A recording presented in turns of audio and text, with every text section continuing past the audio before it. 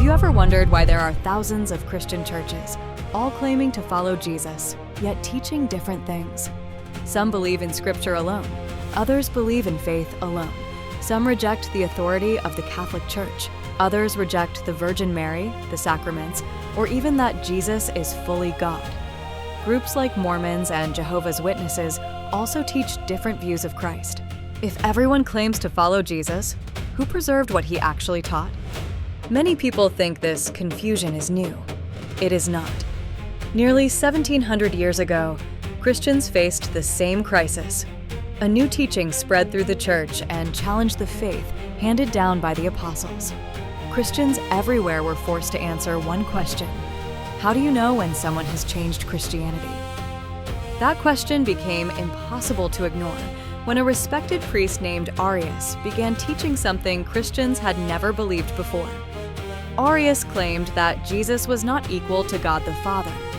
Instead, he taught that Jesus was God's first and greatest creation. At first, that may sound like a small difference, but it changes the entire Christian faith. If Jesus is only a created being, then he is not truly God. If he is not truly God, then Christians had been worshiping someone who was less than God himself. Suddenly, this was no longer a debate between priests. It became one of the most important questions Christianity had ever faced. Arius's teaching spread quickly. Bishops disagreed, priests argued, churches took sides. The conflict moved from the churches into the streets. Riots broke out. Cities became unstable. What began with one priest had become a crisis threatening both the church and the Roman Empire.